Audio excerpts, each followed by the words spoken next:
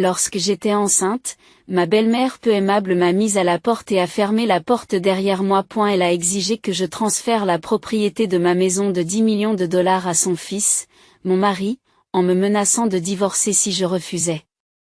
Mon mari s'est rangé de son côté et ne m'a pas soutenu. Lorsque j'ai refusé d'obtempérer, ils ont jeté tous mes biens, m'ont repoussé et m'ont demandé de partir. Je me suis sentie abandonnée et impuissante en quittant le foyer que j'avais construit.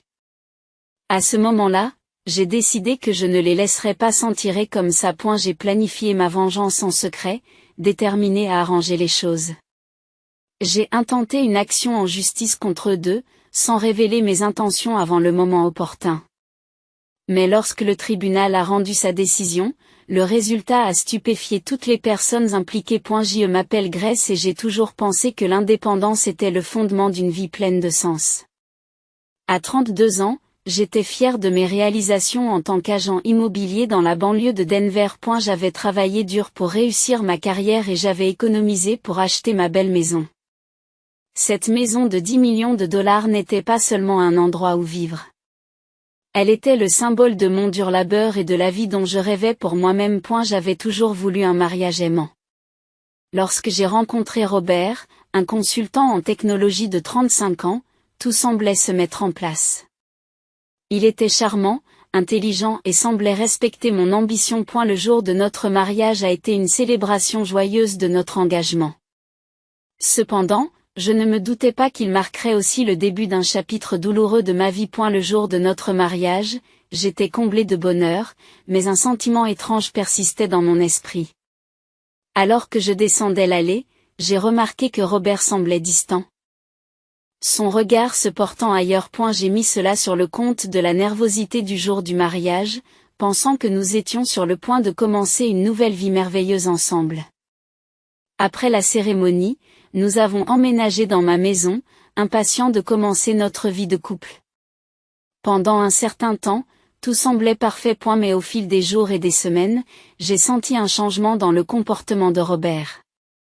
Il est devenu plus détaché et sa mère, Amelia, a commencé à se montrer sans préavis. Amelia, une enseignante à la retraite de 62 ans, passait souvent me voir pour me donner son avis sur tout ce qui se passait dans la maison, de ma cuisine à ma décoration. Grace, ma chère, as-tu pensé à changer les rideaux? Ils ne sont pas assortis au canapé, disait-elle avec une pointe de jugement dans la voix. J'avais envie de défendre mes choix, de lui répondre, mais je restais silencieuse, espérant garder la paix. Après tout, j'étais mariée à son fils et je me disais que c'était peut-être comme ça dans les familles. J'ai essayé d'ignorer ses remarques, mais elles ont commencé à entamer ma confiance en moi. Je me suis mise à douter de mes décisions, de mes goûts et même de ma valeur en tant qu'épouse. Un jour, j'ai décidé d'en parler à Robert. Tu sais, j'adore notre maison, mais les commentaires de ta mère me mettent mal à l'aise. Pouvons-nous parler de fixer des limites? Je lui ai demandé en espérant qu'il comprendrait. Elle soupire et détourne le regard. Elle essaie juste d'aider Grace. Les familles se soutiennent mutuellement. Tu sais comment les mères peuvent être. Sa réponse m'a piqué. J'ai senti la déception m'envahir. Mon bonheur dans ce mariage allait-il être compromis par l'ingérence constante de sa mère? J'ai choisi de rester silencieuse, en espérant que les choses s'amélioreraient. Puis, un soir, tout a changé. Après une longue journée de travail, je suis rentrée à la maison et j'ai trouvé Amelia debout dans le salon.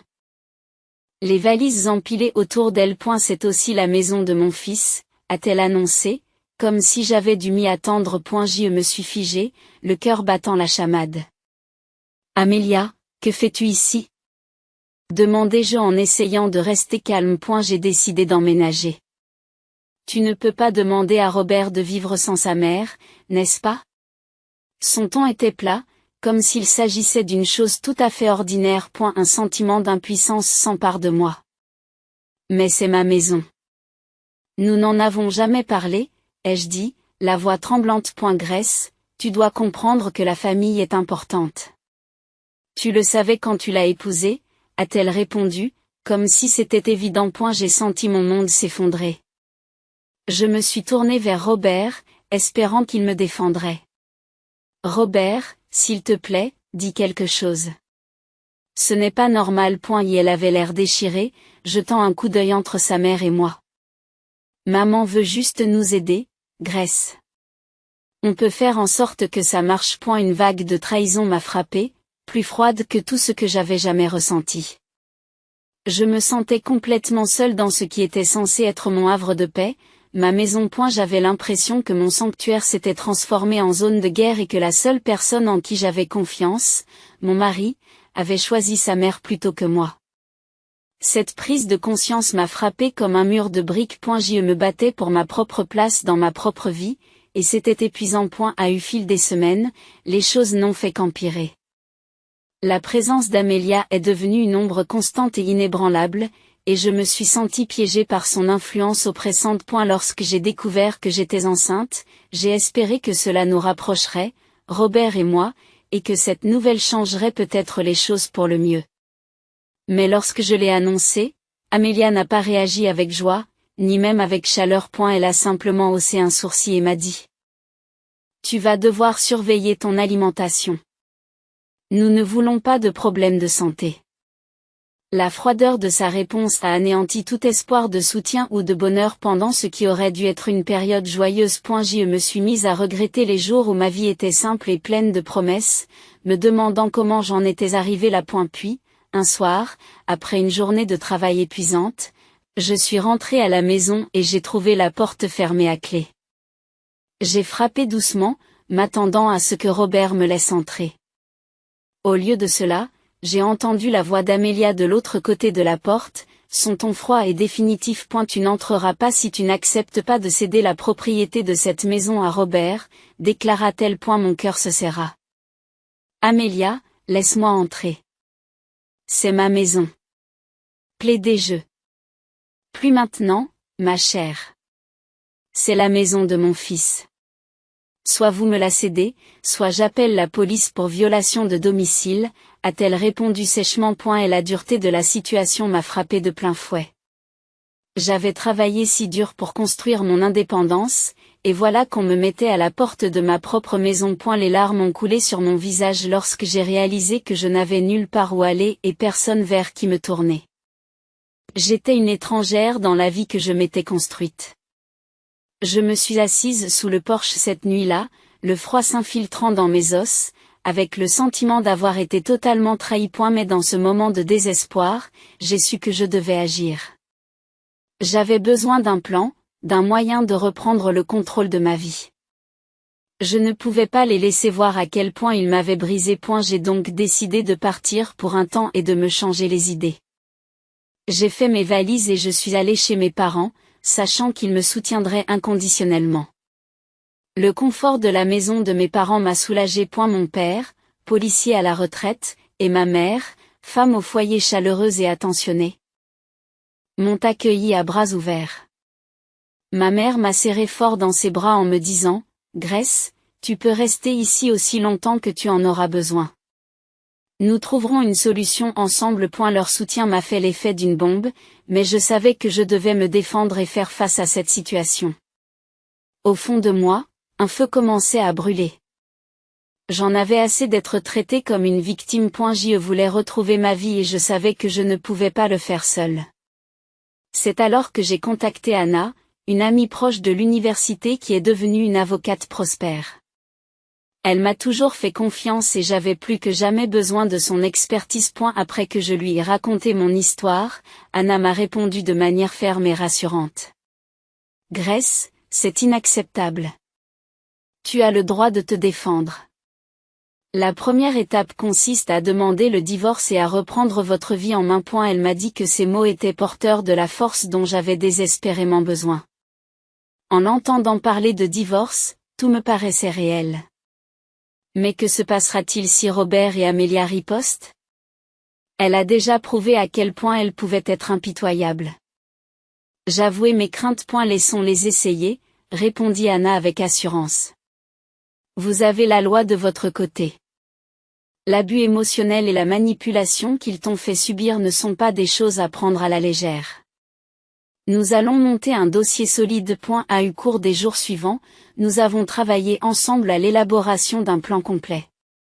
Anna m'a expliqué comment rassembler les preuves des abus mentaux et émotionnels que j'avais subis. J'ai tout documenté, les SMS, les messages vocaux et même les menaces que j'avais reçues. J'ai commencé à tenir un journal détaillé, notant chaque interaction qui me faisait me sentir petite et insignifiante, chaque fois qu'ils essayaient de me contrôler ou de me rabaisser. Un soir, alors que j'écrivais dans mon journal, un souvenir précis est remonté à la surface. Qui m'avait poussé à bout? C'était quelques semaines avant que je ne déménage. J'étais rentrée à la maison après une longue journée épuisante, impatiente de partager la nouvelle de ma grossesse avec Robert. A eu lieu de cela, j'ai trouvé Amelia assise à la table de la cuisine, en train de fouiller dans mes dossiers personnels. Choquée, j'ai demandé. Amelia, que fais-tu? Elle a levé les yeux, imperturbable. Je vérifie juste tes finances. Après tout, tu vas devenir mère. Et il est important de s'y préparer. Elle a répondu comme si son intrusion dans ma vie privée était tout à fait normale. Amelia, ce n'est pas à toi de le faire. Tu n'as pas le droit de fouiller dans mes affaires. Protestai-je, la voix tremblante de colère. Mais elle s'est contentée de hausser les épaules, le visage froid et insensible, et a continué à fouiller dans mes papiers comme si je n'avais rien dit. C'est à ce moment-là que j'ai vraiment réalisé à quel point son contrôle était profond et le peu de respect qu'elle avait pour ma vie privée ou mes droits en tant qu'individu. Avec l'aide d'Anna, j'ai su que j'étais en train de monter un dossier solide. J'étais prête à me défendre, même si c'était difficile ou douloureux. Il s'agissait de ma vie. Et j'en avais assez de laisser quiconque me l'enlever. J'avais protesté, sentant une colère familière monter en moi. Ce sont mes affaires, Amelia. Tu n'as pas le droit de te mêler de nos finances. J'avais dit fermement, même si ma voix tremblait. Mais elle s'est contentée de me regarder avec un sourire froid. Les finances de ton mari me concernent aussi, Grace. S'il a des difficultés, nous en avons tous. Ce n'est pas ce que nous voulons, n'est-ce pas? Ces mots m'ont fait l'effet d'une gifle et je me suis sentie totalement impuissante à ce moment-là. En repensant à cette interaction aujourd'hui, ma détermination n'a fait que se renforcer. Je n'allais plus la laisser, ni elle ni Robert, me dicter ma vie. J'en avais assez d'être traitée comme si j'étais invisible dans ma propre maison. En continuant à planifier, je me suis rendu compte que j'étais loin d'être seule. Anna, mon amie et avocate, était devenue un pilier solide de soutien, et mes parents étaient mes points d'ancrage émotionnel. Leur amour et leurs encouragements m'ont rappelé ma propre force et m'ont donné le courage dont j'avais besoin pour me battre pour moi-même. Un soir, au cours d'un dîner avec ma mère et mon père, je leur fais part de ma décision de demander le divorce. Je ne peux plus me contenter de les laisser me contrôler, dis-je avec de la détermination dans la voix. Je veux retrouver ma maison et me libérer de leur manipulation. Mon père m'a regardé avec de la fierté dans les yeux. Grace, tu fais le bon choix, a-t-il dit. Nous serons là pour toi. À chaque étape. Le lendemain, le cœur battant, je me suis rendue au bureau d'Anna pour entamer la procédure de divorce. En signant les papiers, j'ai ressenti un mélange de peur et de puissance. C'était le premier pas vers la reconquête de ma vie. Dans les semaines qui ont suivi, nous avons travaillé sans relâche pour rassembler des preuves et constituer un dossier solide. Chaque jour était une montagne russe émotionnelle, car je revivais des souvenirs douloureux et préparais mon témoignage. J'avais l'impression d'être un soldat se préparant à la guerre. Puis, le jour de l'audience est enfin arrivé. Mon estomac se tordait d'anxiété alors que j'étais assise dans le tribunal, entourée d'autres personnes confrontées à leur propre combat. J'avais les mains moites et mon cœur battait la chamade. Anna était assise à côté de moi et me tenait la main. Grace, tu vas t'en sortir, m'a-t-elle rassurée. N'oublie pas que tu te bats pour toi-même et pour ton avenir. Ces paroles m'ont apaisée. J'ai respiré profondément, me concentrant sur le résultat que je voulais. La liberté. La paix et une vie où j'aurais le contrôle. J'en avais fini avec la peur. J'étais prête à affronter Robert et Amelia au tribunal. Lorsque le juge a appelé mon affaire, une poussée d'adrénaline m'a traversée. C'était le moment pour lequel je m'étais préparée si durement. Je suis entrée dans la salle d'audience, sentant le poids de ma décision peser sur moi. Et la salle était tendue, remplie du murmure silencieux des gens qui discutaient de leur affaire. Au loin, j'ai entendu le coup de marteau. Mon cœur s'emballa lorsque j'aperçus Robert et Amelia, assis au premier rang. Le visage de Robert était inexpressif, mais sa mâchoire serrée laissait deviner la tension qu'il ressentait. Les yeux d'Amelia étaient vifs, son regard se posa sur moi et me fit froid dans le dos. Elle m'a lancé un regard qui m'a fait frissonner. Grace, reste calme. Chuchota Anna alors que nous prenions place. Nous nous sommes préparés à ce moment. Tu n'es pas seule. La juge, une femme d'âge moyen à l'air autoritaire, est entrée dans la salle et tout le monde est resté debout jusqu'à ce qu'elle prenne place. En m'asseyant, j'ai senti ma confiance grandir. C'était l'occasion pour moi d'exposer les manipulations et les abus émotionnels que j'avais subis. Le juge a commencé par demander un aperçu de l'affaire. Anna s'est levée, sa voix était forte et claire lorsqu'elle a présenté nos arguments. Elle a parlé du contrôle que Robert et Amelia avaient essayé d'exercer sur ma vie, détaillant les conséquences émotionnelles, en particulier pendant ma grossesse. Elle a articulé l'affaire autour de mon droit à vivre librement et sans crainte dans ma propre maison. Votre honneur, a commencé Anna, ma cliente, Grace, est ici aujourd'hui pour reprendre sa vie de l'emprise de son mari et de sa belle-mère qui ont systématiquement essayé de la contrôler. Nous avons des preuves d'abus émotionnels et de coercition, en particulier en ce qui concerne sa grossesse et la propriété de sa maison, ce qui, selon nous, justifie une action immédiate. J'ai jeté un coup d'œil à Robert. Il est resté inexpressif, ses doigts serrant fermement le bord de la table. Amelia, en revanche, avait l'air détendue. Elle affichait un léger sourire suffisant en se penchant plus près de Robert, son regard ne me quittant pas. Au fur et à mesure de l'audience, nous avons présenté les preuves que nous avions rassemblées, des SMS, des messages vocaux et des incidents documentés de manipulation et de coercition. Anna a mis l'accent sur la violence psychologique, en soulignant comment elle avait affecté ma santé mentale et mon bien-être, en particulier pendant ma grossesse. Elle a brossé un tableau clair de l'environnement froid et hostile qu'Amelia avait créé chez moi et de la façon dont Robert avait choisi de soutenir sa mère plutôt que sa femme. L'avocat de Robert a tenté de minimiser la gravité de leurs actes, arguant qu'Amelia ne se souciait que du bien-être de son fils. Mais nos preuves étaient indéniables. Anna avait préparé méticuleusement chaque détail, et il était clair que le juge était très attentif. Enfin, c'est à mon tour de parler. J'ai pris une profonde inspiration, me stabilisant. Votre honneur, j'aimais mon mari et j'ai accueilli sa famille dans ma vie. Mais ils ont profité de ma confiance et ont transformé mon foyer en un lieu de peur et d'isolement. Je veux simplement retrouver mon indépendance. Pendant que je parlais, j'ai vu Robert baisser les yeux, son expression changeant enfin, tandis que le sourire d'Amelia s'estompait légèrement. La dynamique du pouvoir avait changé. Pour la première fois depuis longtemps, je me sentais maître de ma propre histoire. Ce n'était que le début, mais je savais que, quoi qu'il arrive, j'étais prêt à y faire face. J'ai senti monter en moi un étrange mélange de peur et de détermination, tandis que j'écoutais l'avocat de Robert présenter ses arguments. Et elle m'a dépeinte comme une épouse inapte. Quelqu'un qui aurait essayé de couper Robert de sa famille pour des raisons financières.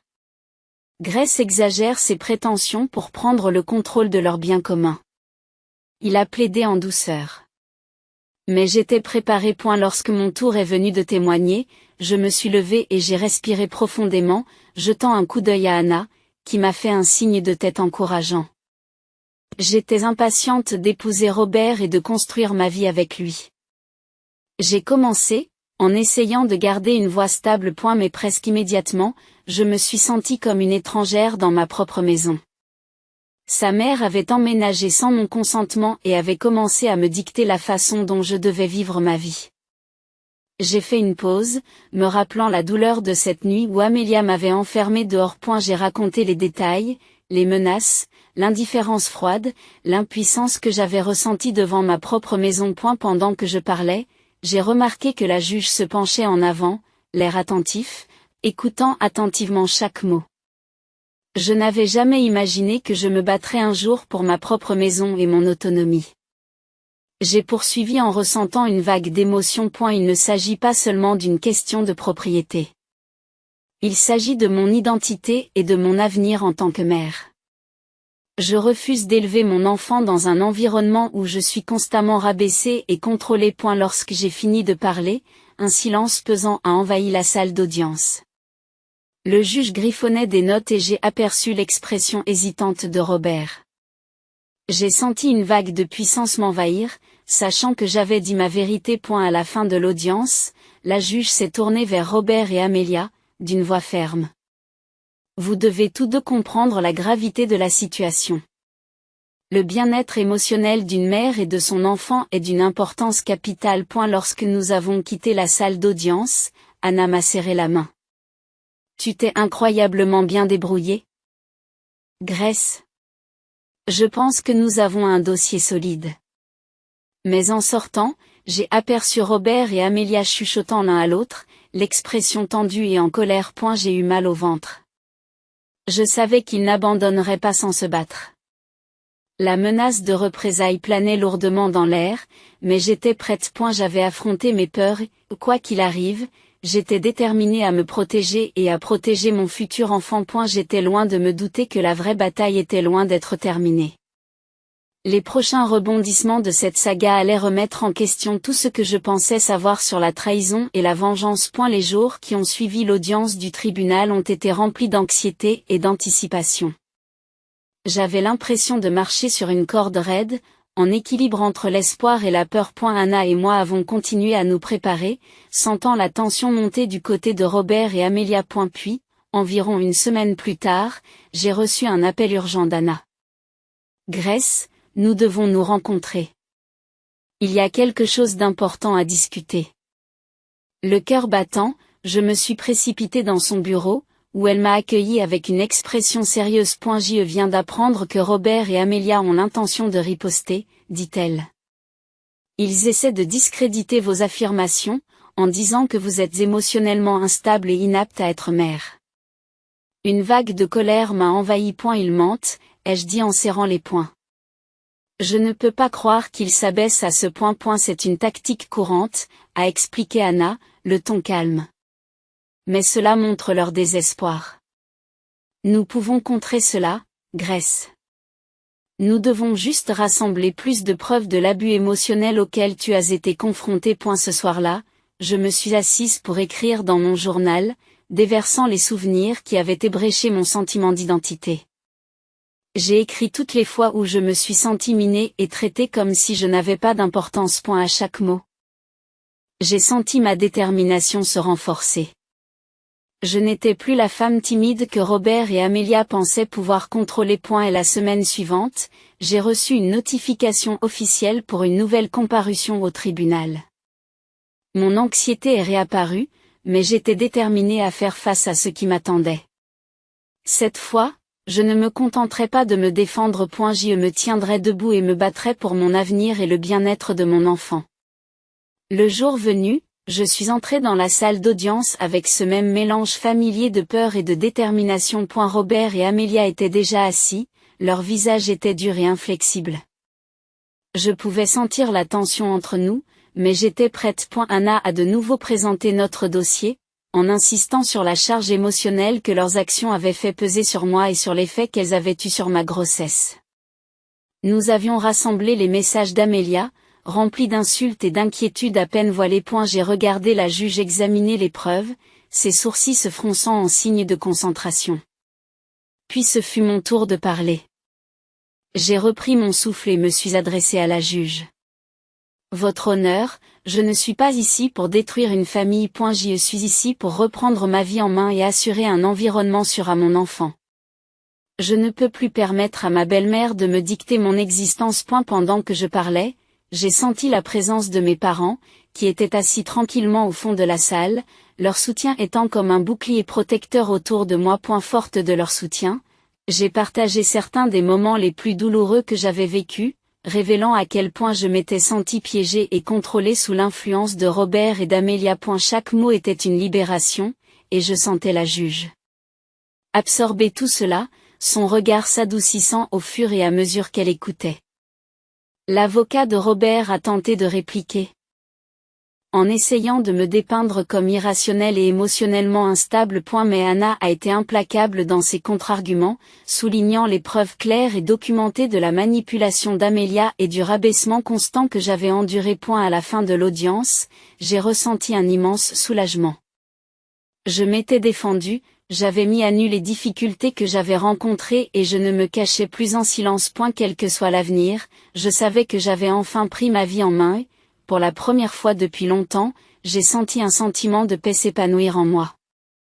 Le chemin n'était pas terminé, mais j'étais prête à continuer à me battre pour moi et mon enfant. J'y reconstruirais ma vie, libérée des ombres du contrôle et de la trahison. Peu importe le nombre de batailles qui m'attendaient, j'ai parlé avec une honnêteté crue de la façon dont j'avais été enfermée hors de ma propre maison et de la façon dont, morceau par morceau, mon identité même avait été dépouillée. L'atmosphère de la salle d'audience s'est modifiée au fur et à mesure que la juge absorbait mes paroles, son expression changeant à chaque détail que je partageais.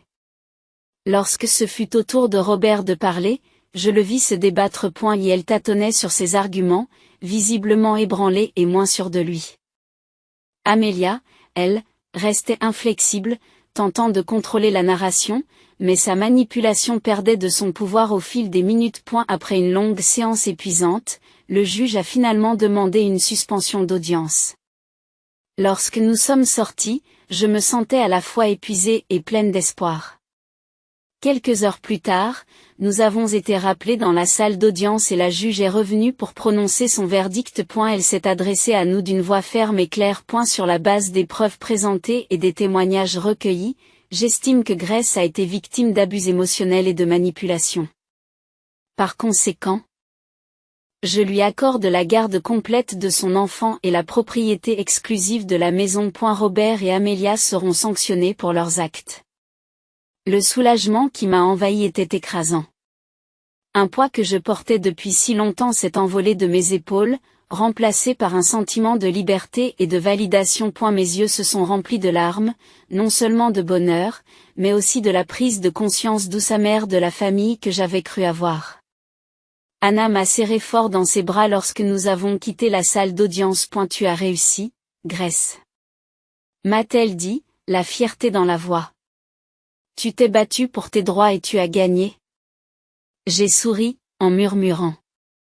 Je l'ai fait parce que je savais que je méritais mieux. Dans les semaines qui ont suivi, j'ai réintégré ma maison, récupérant mon espace et ma paix. C'était comme un nouveau départ, une chance de reconstruire ma vie selon mes conditions. J'ai repeint les murs, redécoré et commencé à me préparer à accueillir mon bébé. Chaque instant était rempli d'espoir et d'objectifs, un pas de plus vers les ombres du passé. J'étais prête à embrasser la maternité célibataire et à créer un foyer stable et aimant. En réfléchissant à tout cela, j'ai réalisé que la trahison que j'avais subie ne m'avait pas brisée. Elle m'avait renforcée. J'avais découvert le pouvoir de me défendre et de reconquérir mon identité. Je n'étais plus une simple victime, j'étais une survivante et j'étais fière du parcours qui m'avait amenée jusqu'ici. Tout en berçant mon ventre en pleine croissance, j'ai murmuré des promesses à mon enfant à naître. Nous allons construire une vie remplie d'amour, de respect et de force. Tu sauras que tu peux toujours te défendre. À ce moment-là, j'ai compris que ce n'était pas seulement un nouveau départ pour moi. Il s'agissait d'un nouvel héritage pour mon enfant, fondé sur la responsabilisation et la résilience. Quelle que soit la suite, j'étais prête à l'affronter. Je savais que j'avais enfin récupéré ma vie.